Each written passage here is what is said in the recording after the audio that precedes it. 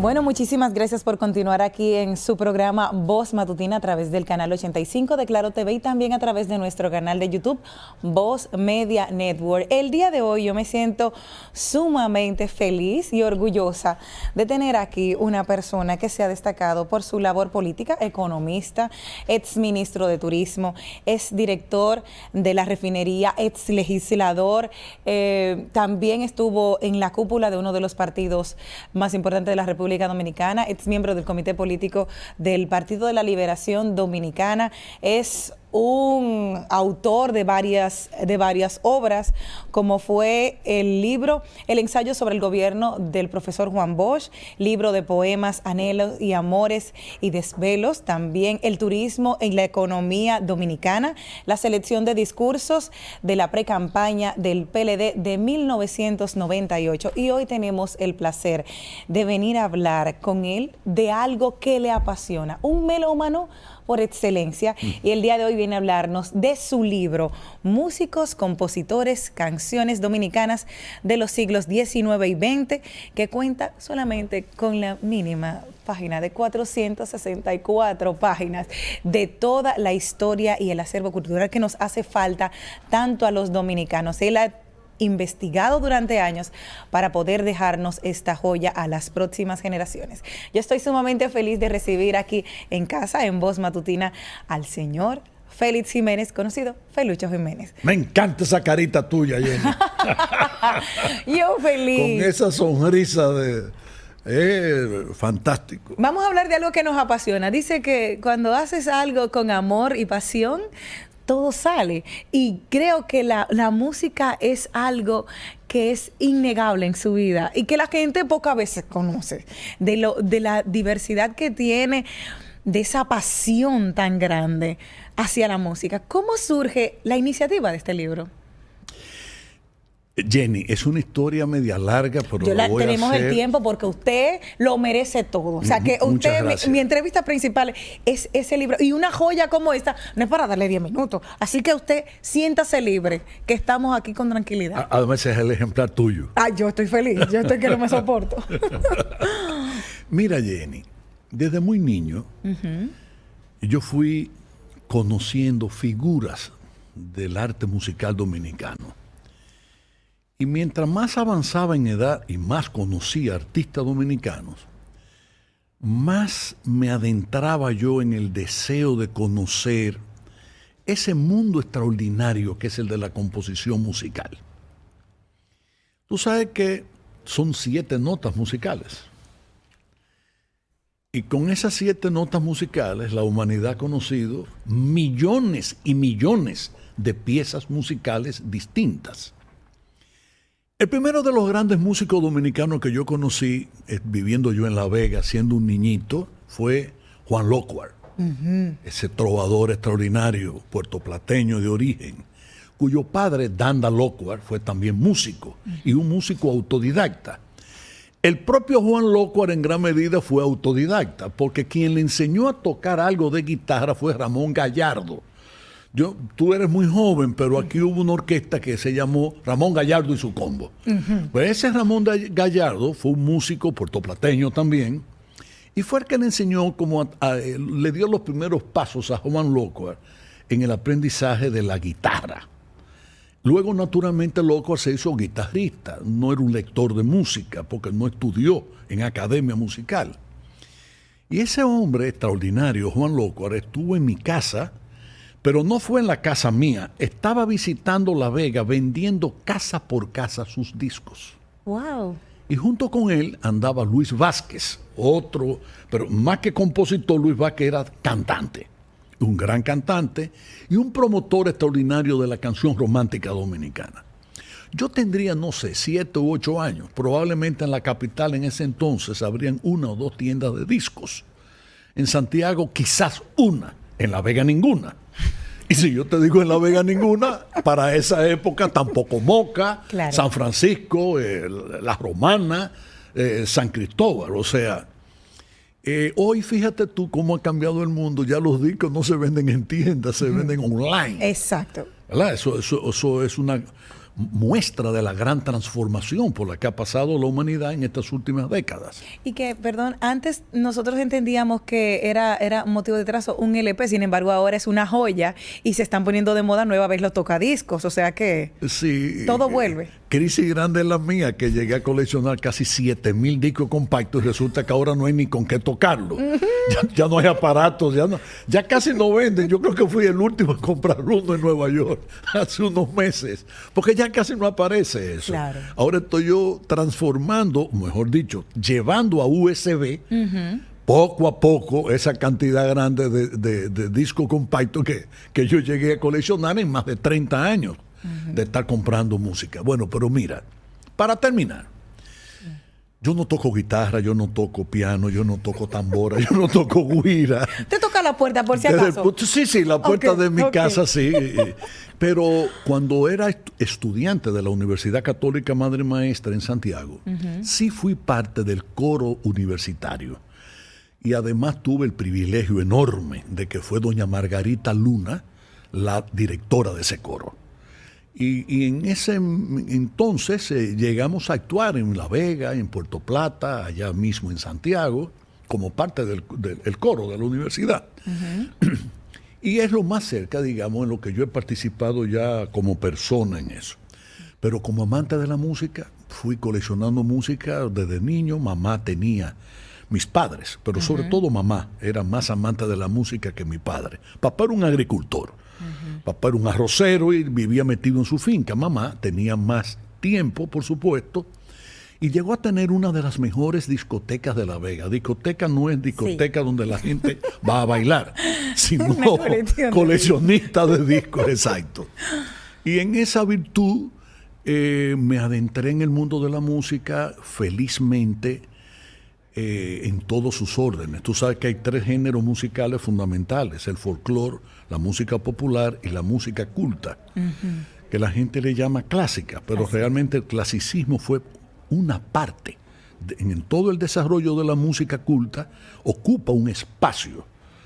Pero en definitiva, últimamente, ya en las últimas décadas, el jazz se ha convertido en un cuarto género musical.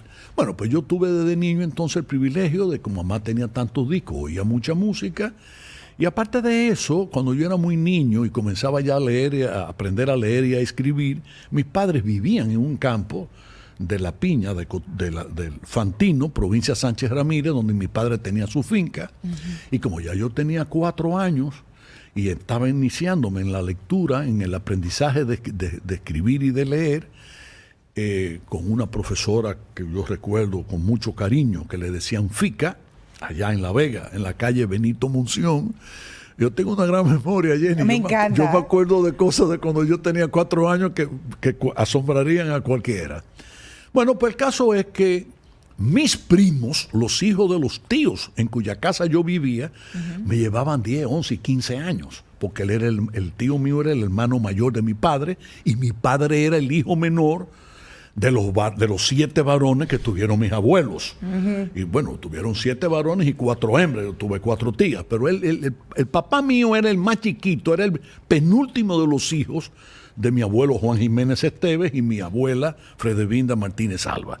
Bueno, pero en definitiva, ellos vivían, se amargaban, se enamoraban y entonces en esa casa todas las noches se oía bolero. Exacto. En consecuencia, sin que yo perteneciera a la generación del bolero, fui un amante y he sido un amante del bolero de toda la vida. O sea que usted empezaba a amargarse desde los 4 años, así como, así, porque yo no me amargaba a los 4 años, pero veía a mis primos amargarse cuando yo tenía esos 4 años. Mira, en definitiva, cuando llego a la Secretaría de Turismo en el 96, dirigí una colección que fue la primera gran antología de la música dominicana. Se llamó Un siglo de música dominicana, que estaba integrado por 12 discos. Pero ya como presidente de la Refinería Dominicana de Petróleo, organizamos la Fundación Refidonza, y la Fundación de la Refinería llevó a cabo una labor de aporte a la música dominicana extraordinaria.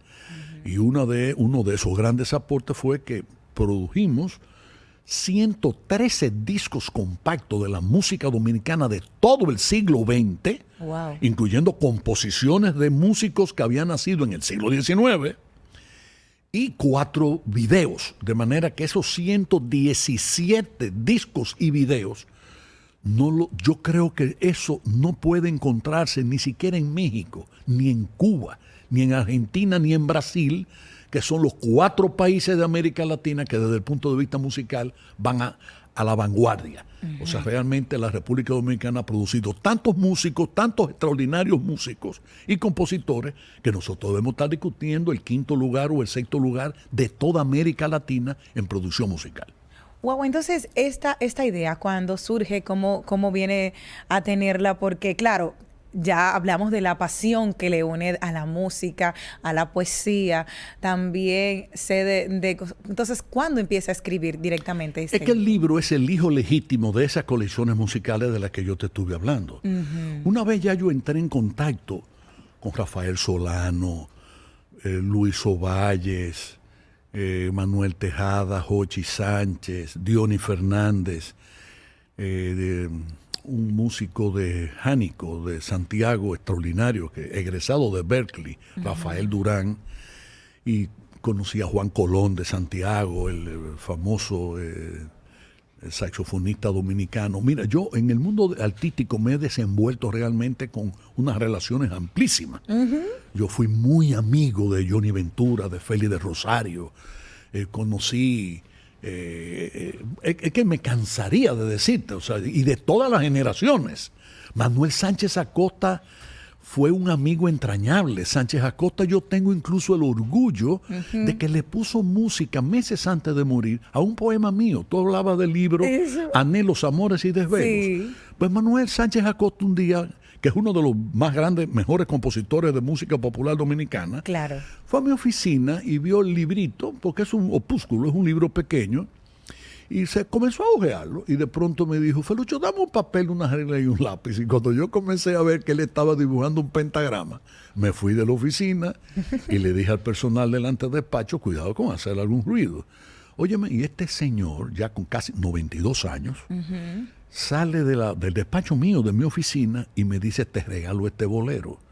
Y no solo se conformó con ponerle música a ese poema mío, que fue su última composición. Ese es el hombre que compuso Paraíso Soñado, Ven, Papá Bocó. Solo por mencionarte Siempre a tu lado, solo por mencionarte A Primera Vista, un bolerazo y una canción preciosa. Bueno, pero solo por mencionarte alguna, ¿verdad? Porque Manuel Sánchez Acosta incluso incursionó hasta en el jazz. Claro, pero lo que te quiero decir es que cuando este hombre no solo se conformó con haberle puesto quizás 5 o 6 meses antes de morir música a ese poema, sino que salió de ahí, se fue a la casa de Jorge Taveras, el grandioso pianista y músico dominicano y compositor también, que tenía su estudio de grabación en la parte baja en la planta baja de su casa, vivía frente a la UAS. Óyeme, y le dijo, Jorge, toca, yo quiero grabar, que tú me grabes esto. Toca esto. Y le llevó la partitura y la cantó él. Y cuando ese hombre al otro día me llevó de regalo eso, a mí se me salieron las lágrimas. Claro. De la emoción, porque es que hay que entender que Sánchez Acosta es una gloria. Exacto. Musical dominicana. Solo con la categoría de la posición de tener tanta pasión por la música, del reconocimiento, uno va a tener el valor de ver es invaluable, o sea, ese bolero hermoso que sale de sus sentimientos, y viene con la música de Manuel Sánchez Acosta, es un privilegio, y pocas personas lo tienen. Y no te voy a decir, no voy a dar el dato exacto, preciso, pero te voy a decir que la gloria musical viva más grande que tiene el país, se entusiasmó tanto cuando lo escuchó que me dijo, yo te voy a hacer el arreglo. De manera yo todavía tengo los dedos cruzados, esperando que ese otro hombre esa otra gloria musical dominicana me haga el segundo más grande regalo de la vida en términos de artístico, ¿verdad? Sí. Que sería hacer entonces el arreglo listo para ser grabado de ese poema que se llama Anhelo. Ahora, obviamente, ¿qué me ayudó a mí en el libro? Esas relaciones. A mí me ayudó mucho. Cuando Johnny Ventura, 3 días antes de morir, tuvimos una conversación de casi media hora. Y Johnny Ventura y yo hablábamos prácticamente toda la semana, pero así como hablaba yo con él, hablaba con muchos músicos, compositores.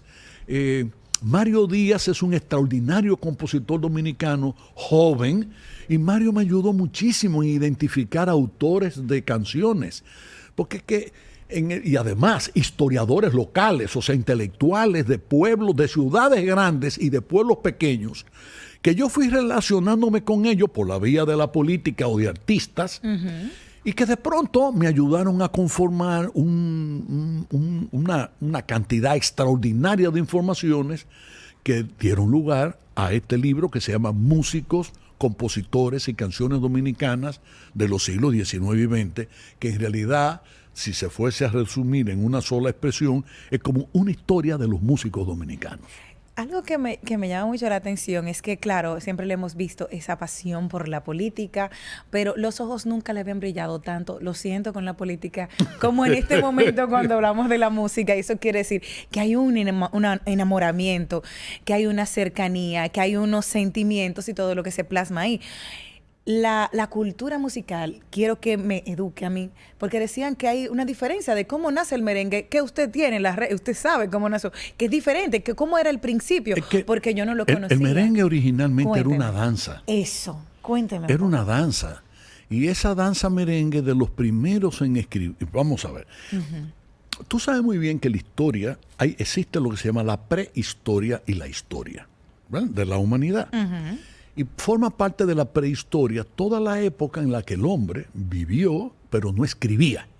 Y en consecuencia, lo que serían los hechos históricos se narraban o se transmitían de voz a oído, o sea, de generación en generación, pero por ahora memorizando.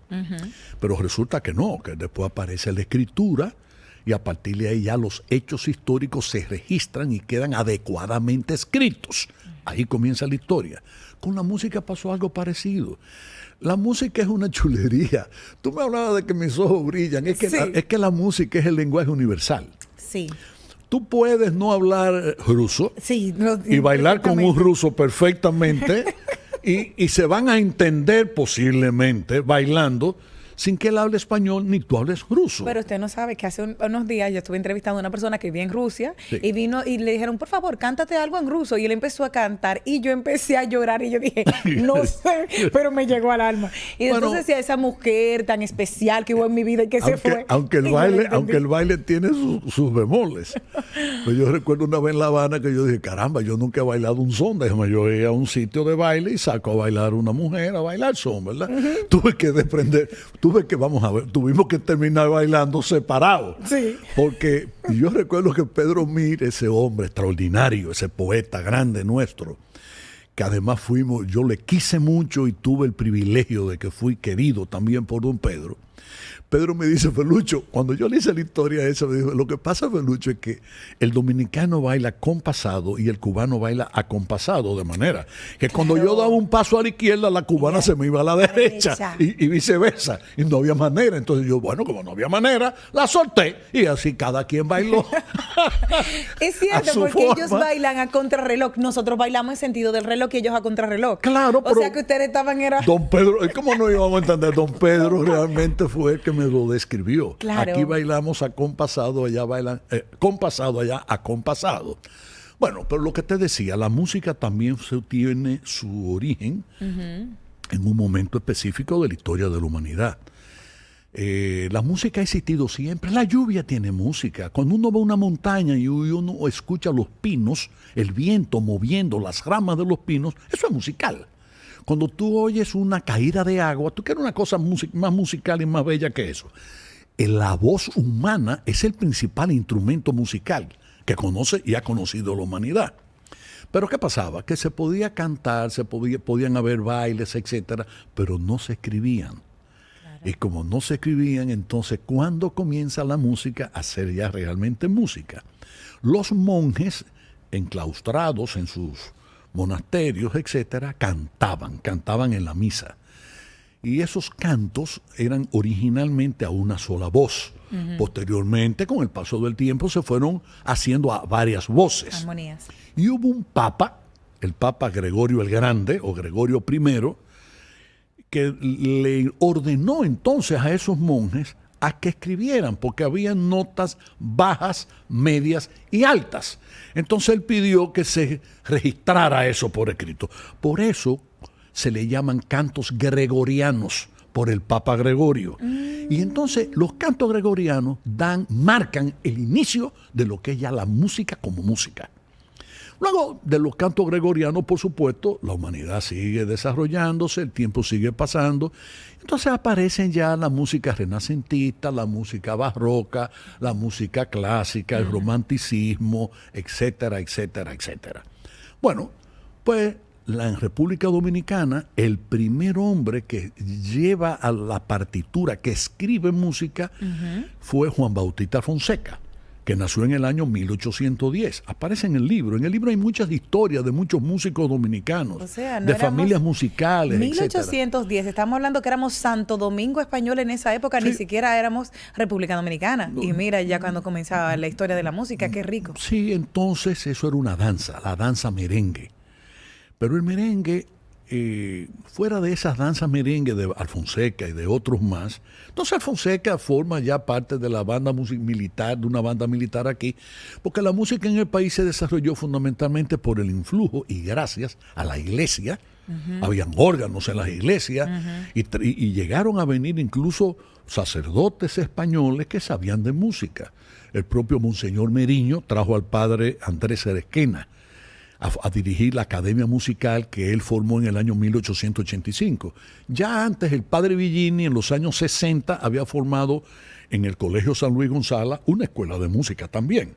Entonces la iglesia ejerció una gran influencia en los inicios de la formación musical dominicana, pero igual pasó con las bandas militares. Las bandas, los ejércitos tenían bandas de música, sí. Esas bandas militares. Entonces Alfonseca dirigía una de esas bandas. Y así poco a poco se fueron formando otras bandas. La primera se forma en la capital, después viene Santiago, Puerto Plata, La Vega, Moca. Fueron las 5 primeras bandas musicales que se... Pero la música ¿todas como militares? Tal, sí. Okay. Y después naturalmente comienzan a surgir... Pero ya más que nada, y sobre todo durante la era de Trujillo, las bandas musicales municipales. Esas es lo que yo Porque Trujillo además desarrolló más de 70 academias de música en el país. Yo soy un demócrata amargado en el sentido y medio... No, miren qué sentido. Yo no soy una persona amargada, yo todo lo contrario. Yo sí, hay una gente que ha conocido poco el amargue, gracias a Dios he sido yo. Pero amargado en el sentido de que es una pena que en la dictadura de Trujillo se le diera más impulso y más apoyo a la música dominicana que lo que la democracia ha hecho. Wow. Lo de ahora es una vergüenza. Cuando no existía el Ministerio de Cultura, era Secretaría de Estado de Educación, Bellas Artes y Culto. Y las Bellas Artes recibían más apoyo que ahora, que tienen un ministerio dedicado fundamentalmente a ellas. Claro. Entonces ahora todo se va en sueldo, se va en disparate y en cosas... Digo, los sueldos no son disparates para el que trabaja. Claro. Pero lo que quiero decir es que ya no se invierte. Entonces, el país llegó a tener más de 100 academias de música. ¿Cuántas tú crees que hay ahora? No sé. Dicen oficiales. Me dijo el director de Bellas Artes que había un poco más de 20. Y yo le hice una sola pregunta. Le dije, mira, entre esas 20 y pico está la de La Vega. Yo soy vegano. Claro que sí. Le dije, ¿tú ves? Entonces ya yo no creo en el dato que te dieron a ti. ¿Cómo así? O porque La Vega no tiene academia de música. La tiene formal. Hay un edificio frente al edificio de la gobernación y de la policía, que en cuya segunda planta hay un área que le llaman Academia de Música de Bellas Artes. ¿Pero dónde están los profesores? ¿Dónde están los instrumentos? ¿Dónde están los estudiantes? Eso no es una academia de música. Cuando yo hablé en La Vega, ahora a propósito del libro, me reuní con varios de los miembros de la banda municipal de La Vega, incluyendo gente ya que anda sobre los 70 años, que fueron profesores en la Academia de Música de Bellas Artes. Eso tiene varios años cerrado. Ahora las clases en La Vega las dan profesores ellos mismos, pero a nivel particular, en patios o en una pieza de su casa. en una habitación de su casa, ¿verdad? En la sala. Entonces no tiene sentido. Y yo le dije, tú tienes que investigar eso más a fondo. Yo te sugiero que cojas el vehículo de la Dirección de Bellas Artes y vete por todo el país para que tú tengas de primera mano y confirmado por ti realmente un levantamiento que sea verídico, veraz, de las academias de música que hay. ¿Y sabes lo que me respondió? Que Bellas Artes no tiene vehículo. Entonces estamos en el año 2021. Claro. Estamos hablando del presupuesto del año 2022 que sobrepasa los 200.000 millones de pesos. ¿Qué 200.000? Perdóname. Son varios cientos de miles de millones de pesos. Y Bellas Artes no tiene un vehículo en el cual se pueda recorrer el país para supervisar el funcionamiento de las distintas escuelas. Entonces, ¿en qué país vivimos? Y a eso es que yo le digo que me siento avergonzado de esta democracia. Que yo odio las dictaduras, odio, y más si son del carácter sangriento que sobre todo en los últimos años se desarrolló en la dictadura de Trujillo, ¿verdad? Pero caramba. Pero ¿por qué no hemos aprovechado la democracia para elevarnos como pueblo en el plano espiritual? Claro que sí. Entonces ahora estamos fundamentalmente dirigiendo una gran cantidad de recursos, supuestamente a enseñar matemáticas, lengua española, biología, física, historia, geografía. Digo supuestamente porque también esa es la otra. Que cuando tú comparas el magisterio de hoy con el magisterio de hace 40 años, 60 años, es otra cosa que es penosa. Entonces, ¿qué es lo que está pasando? Claro. Aquí se necesita una revolución en todos los órdenes, no solo para evitar actos de corrupción, que es bueno que se eviten, y no solo para perseguir al que roba, que es bueno que se persiga y que se juzgue, se sometan y se encarcelen. No, pero también vamos a trabajar en otros órdenes. Usted no gana nada con toda una niñez a la que usted le está enseñando ese tipo de matemática y de la educación formal. Si usted entonces no lo enseña a amar la música, a amar las bellas artes, a formarse culturalmente, si usted no lo estimula a la lectura, si usted no apoya el deporte escolar, el atletismo, etcétera, etcétera, ¿cuál es el niño y la niña que estamos formando hoy? No, y que algo que se habla, muchos profesionales que como médicos que suelen tener ese hobby de tocar algún instrumento, siempre se ha visto, y estudios en Estados Unidos lo avalan, de que normalmente ese profesional que tiene esa parte musical, primero, tiene mayor desempeño, mucho mejor concentración y le aporta a la gente. Entonces, tener este tipo de obras así que nos va a decir, ok, cuál es nuestra historia musicalmente, este recorrido que se hace por las diferentes provincias, porque yo de Monteplata, digo, ok, ¿qué músico tengo? Yo no tengo ninguno en la cabeza, pero como sí, dice, pero ahí aparece. Sí conocí, exacto. No, pero perdóname, Jenny. Por eso tengo que leer el libro. Sí. ¿Está viendo? Jenny, pero desgraciadamente tú vienes de Monteplata. Sí. Monteplata, junto a otras 3 o 4 provincias, ha sido, digamos, de la que menos músicos le ha dado al país. Tenemos muchos tocadores de salve, pero mira, tenemos pocos músicos. Sí, pero es que en realidad, vuelvo y digo, mira, yo no sé si ustedes se han dado cuenta de este fenómeno. En los años 70 y 80 y principios de los 90, todos los meses aparecían orquestas nuevas. Es cierto. Si yo te pregunto ahora, Jenny, dime cuáles son las últimas 10 orquestas que se han formado en la República Dominicana. ¿De merengue? Sí. No de merengue, orquestas en general. Orquestas, así, de 10 años para acá. No, mira, tú te das cuenta, Sin embargo, si yo te pregunto, en los años 70, 80, tú te vas a cansar. Claro, Fernandito Villalona, Aníbal Bravo, José Esteban, La Patrulla 15.000, Jocelyn, Conjunto Quique, etcétera, etcétera. ¿Por qué? Porque ya no hay academias de música. Y como no hay academias de música, también casi no hay bandas de música municipales. Claro. Pero te voy a poner el mismo ejemplo de La Vega. Si te dije que esa banda fue formada en el año 1884, es una de las 5 bandas centenarias que tiene el país. ¿Tú sabes cuántos años hace que esa banda no toca? Casi 2 años. Casi 2 años. ¿Y qué edad tienen los integrantes? Que es otra cosa que me preocupa. No, pregúntame una cosa mejor. ¿Cuánto gana un músico de la banda de La Vega? Exacto. 3,000 pesos. Ok, gracias. O sea, la trabajadora de mi casa gana más de 6 veces lo que gana un músico de la banda municipal de La Vega. Claro. Pero no tiene sentido. Eso son cosas que no tienen sentido. Francamente, no tienen sentido. Totalmente. Entonces, ha habido un abandono. un abandono. Entonces, y no es de este gobierno, y no es de este, no, un abandono que viene desgraciadamente registrándose década tras década. Entonces, como ya no hay academias, no hay bandas, como no tocan las bandas, no aparecen orquestas, entonces ahí viene todo este medio desastre que estamos conociendo hoy. ¿Cómo le vamos a exigir a los jóvenes dominicanos de talento artístico ahora que se inscriban para que sigan una carrera como la de Rafael Solano, la de Babín y Chavarría, la de Carlos Piantini, la de, qué sé yo, el que Juan tú quieras, Juan Luis Guerra. Sí, que está ahí Vicente, que se tuvo que ir del Johnny país. Ventura, Porque... Félix de Rosario. Exacto. Tú estás entendiendo, ¿eh? O sea, es que Víctor, Aníbal Bravo, es decir, no. Que fueron... No, que por cierto, mira, una cosa curiosa que yo encontré ahora cuando estaba escribiendo el libro. Sí, cuénteme esas anécdotas que estoy loca por escucharlas. Mira, en el libro aparecen, por ejemplo, incluso las orquestas que se fundaron en el exterior. Ah, sí. Sí, orquestas de dominicanos que no se formaron en el país. Bueno, tú sabes que el conjunto Quiqueya nace en Puerto Rico. Exacto. José Esteban, la orquesta nace en Puerto Rico también. La de New York Bank también. En Nueva York, exacto. Claro. Y la de Mili en Nueva York. Ah, yo pensé que ellos habían sido aquí. No, en Nueva York. Ah. Y tú tienes... y otras orquestas, o sea, aparecen en el libro, están registradas incluso, porque hubo sobre todo 3 sitios en el extranjero donde se formaron el mayor número de orquestas. Venezuela. Sí. En Venezuela se fundó, estuvo la Billos Caracas Boy, la de Rafael Tatán Minaya y la de Porfi Jiménez. Billo Frometa nació en Santo Domingo. Sí. Rafael Tatán Minaya es de San Francisco de Macorís. Porfi Jiménez es del Ceibo, de la provincia de Ceibo.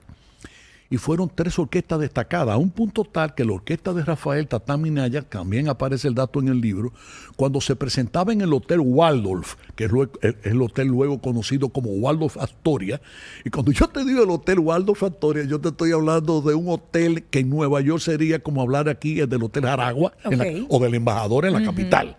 Es decir, hotel verdaderamente emblemático. Exacto. Donde iban presidentes no solo de Estados Unidos, bueno, iban presidentes de todos los demás países que visitaban y se hospedaban en ese hotel. Y cuando se presentaba la orquesta de Rafael Tatán Minaya, decían la mejor orquesta de Venezuela o de Caracas.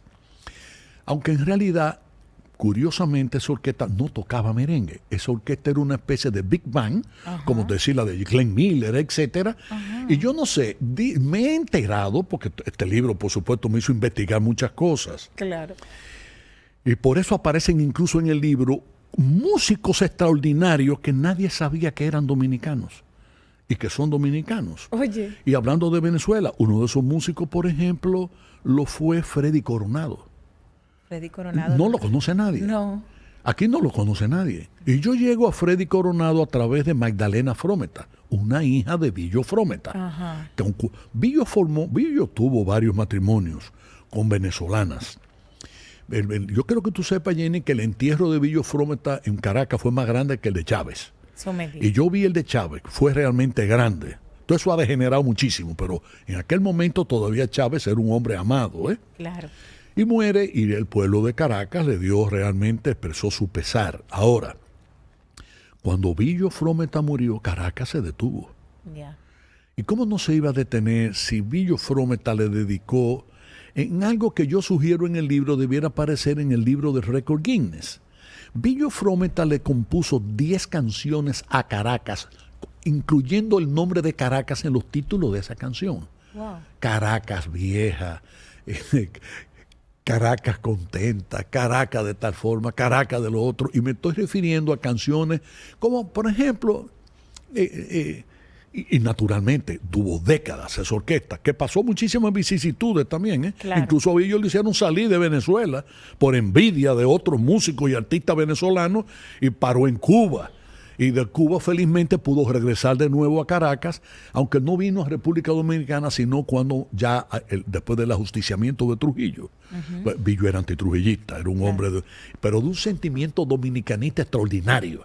Billo toda su vida dijo que una de las cosas más grandes de su vida era haber nacido en Santo Domingo. Oh, qué lindo. Pero te estaba hablando de Freddy Coronado. La hija de Billo, Magdalena, uno de los hijos, Billo tuvo muchos hijos, me presenta, me hizo mención y me dio el teléfono de Celeste Coronado, una hija de Freddy Coronado.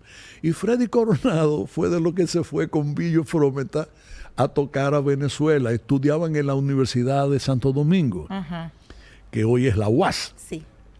Y salieron, Billo tenía aquí un conjunto como de jazz. Pero cuando fueron a Venezuela, el que lo contrató para la fiesta de Año Nuevo de ese año, del 31 de diciembre del 36, le cambió el nombre. Y ahí aparece la Billo Happy Boys. Y que después termina siendo la Billo Caracas Boy, ¿verdad? Ajá. Entonces Freddy Coronado se va con él, pero que además Freddy Coronado era un hombre, curiosamente, que venía como descendiente de figuras históricas de Venezuela y del país. Porque en la dictadura de Juan Vicente Gómez en Venezuela, el general que le sustituye, López Contreras, él estaba emparentado con el general López Contreras, que fue ya el primero en guiar a Venezuela hacia lo que después terminó siendo la democracia. Pero también aquí era descendiente de Leopoldo Navarro. Oye, un extraordinario artista, claro, y hombre de bien de República Dominicana. Claro. Bueno, pues el papá de Freddy Coronado, el abuelo era venezolano, el padre viene aquí a la República Dominicana, forma familia en la República Dominicana. Él trabajaba instalando el telégrafo nacional, las redes por las que se transmitían los telegramas, etcétera. Y como le correspondió trabajar en La Vega, Moca, Santiago, la familia se radicó en La Vega y accidentalmente en el año 1915 nació Freddy Coronado en La Vega. Ajá. Porque su padre, Liniero, estaba viviendo en La Vega en ese momento. Un músico extraordinario, llegó a ser parte de la Orquesta Sinfónica de Caracas. Compositor, tiene composiciones bellísimas que en la colección de la refinería, de la Fundación de la Refinería, las cantó Pavel Núñez. Wow.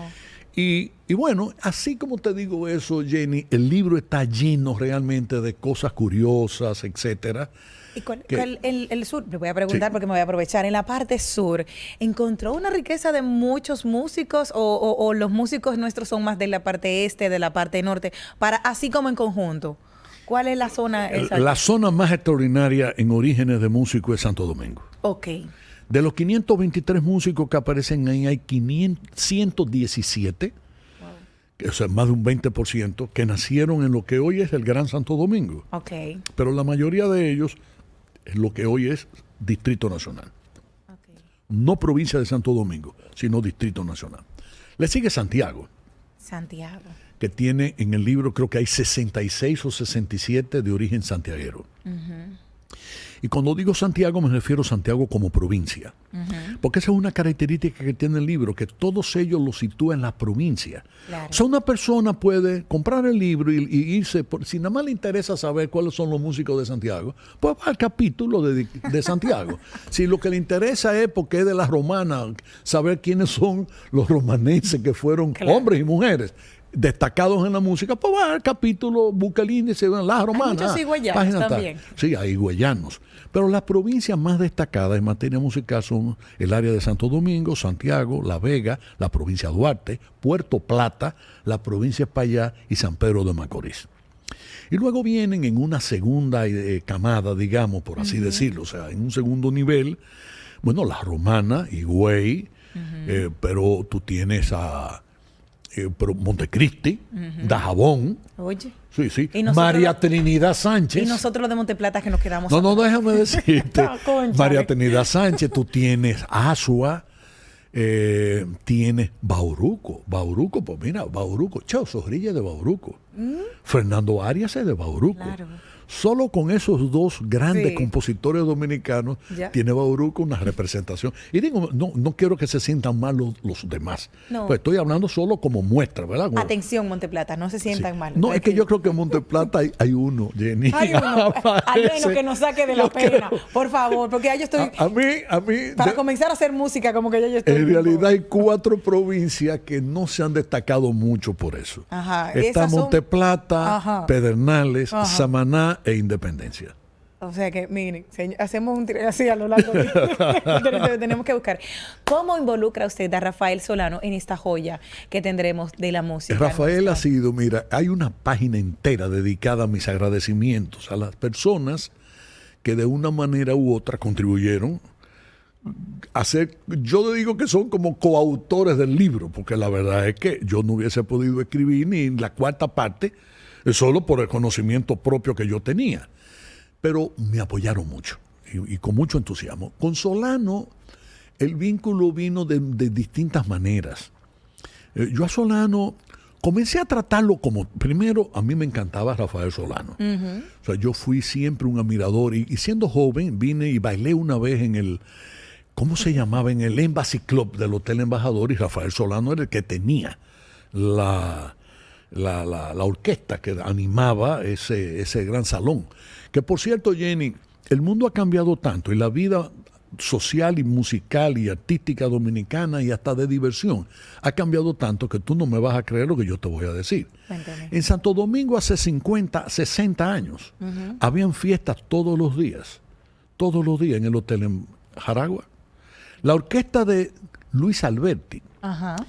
Luis Alberti, esa orquesta duró, mira, más de 3.300 noches consecutivas tocando en el Hotel Jaragua. Wow. Pero mientras él tocaba en el Jaragua, la orquesta de Antonio Morel tocaba en el Hotel Hispaniola. Sí, pero en el típico B estaba, creo que ahí era que estaba Ramón Gallardo y su combo. Pero en la calle El Conde había un sitio donde originalmente Sánchez Acosta y Enriquillo Sánchez tenían un sitio donde se bailaba y todo eso. Estamos hablando que mi mamá tenía un año, o sea que yo... Pero por favor, cuando yo vine a vivir a la capital, aquí se podía bailar todos los días. Oye. Sí, porque aquí había música en vivo en el Hotel Napolitano. En el Hotel Santo Domingo se formó después, pero había música en vivo 6 de los 7 días de la semana. Había sitio de baile en el Hotel Jaragua. Había sitio de baile en diferentes sitios. El típico quiqueyano. Es que realmente, bueno, aquí ha evolucionado eso, ¿verdad? Pues los clubes. En mi pueblo, en La Vega, por ejemplo, en mi ciudad, en La Vega, habían 8 o 9 fiestas entre el Casino Central y el Country Club al año. Y averigua cuántas fiestas hay ahora. Ya. Se acabó ya, el casino ni existe. Ya, el Country Club es lo mismo que yo dejé, pero más desbaratado. O sea, lo mismo que yo dejé cuando salí de La Vega, pero más deteriorado. Ay, Dios mío. Entonces, hemos cambiado mucho. Pero te iba a decir, mucha gente conoce el bolero Luna sobre el Jaragua. Sí, de Luis Alberti. Ajá. Que en la voz de Rafael Colón. Exacto. Claro. La voz de Ébano. La cantaron otros también, pero Luna sobre el Jaragua la saca Luis Alberti porque él tenía la orquesta de planta. Entonces, ¿qué hizo entonces Antonio Morel, que tocaba en el Hotel Hispaniola? Compuso un bolero bellísimo que poca gente conoce. Ni el maestro Solano. Solano no se acordaba de ese bolero. Y ese bolero se llama Hotel Hispaniola. Mira. De la autoría de Antonio Morel. Y bueno, en fin, yo me cansaría de narrarte a ti hechos registrados en el libro que son realmente curiosos. Uno de los que a mí más me llamó la atención es cuando no habían casi músicos formados. Según Luis Alberti, es a mediados de los años 40 del siglo pasado. Estamos hablando de los últimos 60 o 70 años, cuando el músico dominicano fue ya profesional. ¿Qué significa un músico profesional? Un músico que vive de la música, ¿verdad?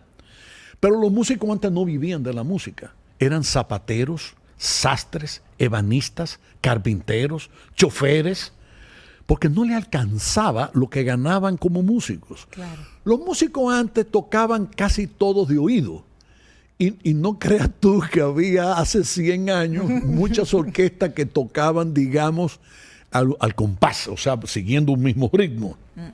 No, Muchas veces yo me río mucho con las anécdotas que hace Solano, y hay que leerse un libro de Luis Alberti bellísimo. Yo digo que ese libro de Luis Alberti, que se llama De Música Orquesta Dominicanas de los años 1910 al 59, el que lee ese libro estudió historia dominicana. Yo estoy anotando el libro. De Música y Orquesta Dominicana de 1910 a 1959. Lo que Luis Alberti narra ahí como vicisitudes de los músicos dominicanos, eso no tiene nombre. Eso no tiene nombre, del malvivir de esos músicos. Y ese malvivir de esos músicos comienza a cambiar fundamentalmente por dos motivos.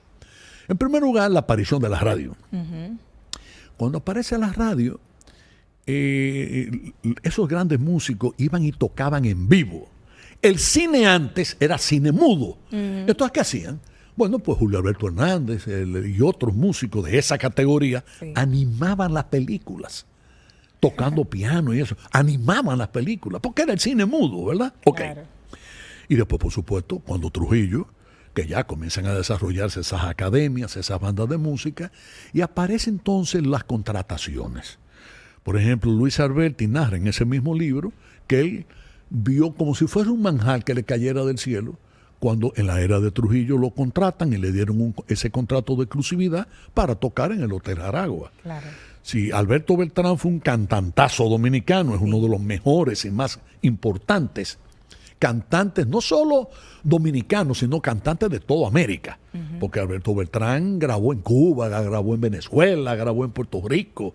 Alberto Beltrán fue una gloria. Que por cierto, creo que aquí no hay ni una calle que lleve su nombre.